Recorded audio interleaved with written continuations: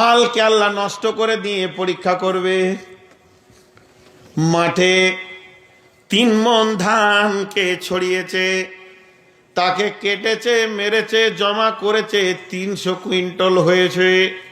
সুন্দর করে ধান বাঁধা আছে, বন্যাতে ভাসিয়ে নিয়ে চলে গেল, নষ্ট হয়ে গেল, হাহুতাশ করে কাঁদছে। আল্লাহ বলছে তুই কি এনেছিলি যেদিন এসছিলি? বলে না আনি নাই। যেদিন যাবি কি নিয়ে যাবি? বলে না নিয়ে যাবো না। তাহলে মালটা কোথা পেলে? যেদিন তুই পৃথিবীতে এসেছিস তোর একটা কাপড়ও ছিল না, ইজ্জতটা ঢাকার মতো তোর কাপড় ছিল না, তুই এত অসহায়। আজকে নূর মোহাম্মদ তোকে আমি 20 কোটি টাকার মালিক করেছি, 50 কোটি টাকার মালিক করেছি, 2 লাখ টাকার মালিক করেছে। এই টাকাটা আমি যদি আবার নিয়ে তোকে নাঙ্গা করে দিত, আমি অন্যায় করব না। এসেছিলি নাঙ্গা, বানিয়ে দিব, নাঙ্গা দিয়েছি তো আমি।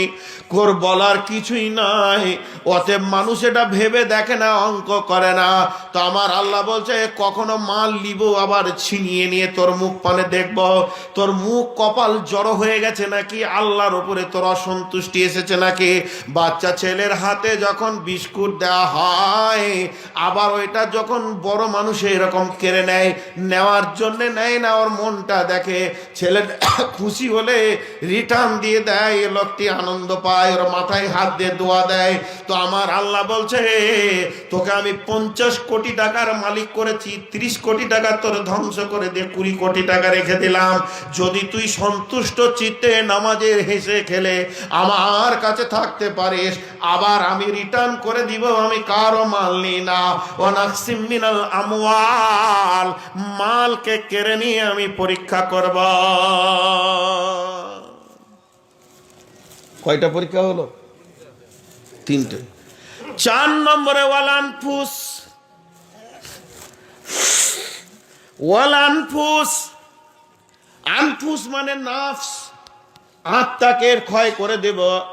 নিজের হাতে বাপের লাশ মাটিতে রাখতে হবে, ভাইয়ের লাশ রাখতে হবে, কোলে সন্তানের লাশ রাখতে হবে, স্বামীকে বিছানা থেকে বিদায় দিয়ে দিতে হবে, স্ত্রীকে। অনেক মা আছে, বোন আছে, বুকে হাত মেরে বলে এখন আমি কি করব, আমার স্বামী চলে গেল, আমার আর কোনো সাহারা নাই। আমার আল্লাহ কত কষ্ট পায়। আল্লাহ মনে মনে বলেন রে হতভাগে, তোর সাহারা কি তোর স্বামী ছিল? তোর সাহারা তো আমি। যদি তোর স্বামীকে আমি টেढ़া করে দিতাম, তোকে পিটিয়ে লম্বা করে দিত। আমি তোর স্বামীকে ভালো মিজাজের বানিয়েছিলাম, তাই তোকে ভালোবেসেছে, প্রেম প্রীতি দিয়েছে। অতএব তুই ভরসা আমার ওপরে রাখ, বাকি জীবনে কেমন ভাবে তুই কাটাবি আমি আল্লাহ দেখে নিব।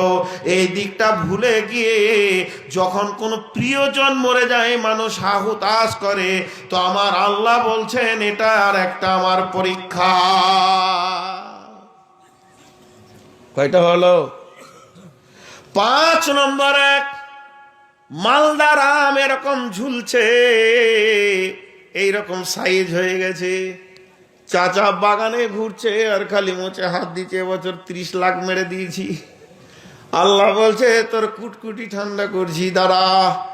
বঙ্গোপসাগরে একটা ঘূর্ণি ঝড় উঠেছে, ঝড়টাকে তুলে দিলে 4000 ফুট ওপরে। আল্লাহ বলছে খবরদার বর্ধমানে নামবি না, নদিয়াতে নামবি না, সিধা মালদা চলে যা, রতুয়া বালুঘাট এলাকাকে পাড় করে আম কটা নামতে ফেলে দিঘা, তোকে তার জন্য তুলেছি। যখন পাড়ি আম কটা মাটিতে ফেলে দিয়েছে, চাচা তখন বিছানাতে আছড়াইছে, চিল্লিয়ে কাঁদছে। আল্লাহ বলছে বল ওই গাছের আমগুলো কি তুই নিজে ঝুলিয়েছিলি না আমি দিয়েছিলাম? রে বাঁদর, আমি দিয়েছি। এখানে তোর আবার কিসের কারিশমা আছে? সবর কর, আমি আল্লাহ এর 3 গুণ 10 গুণ দিতে পারবো। এর জন্য আমার আল্লাহ বলছেন তোদের ফলগুলোকে নষ্ট করো, আমি পরীক্ষা করব।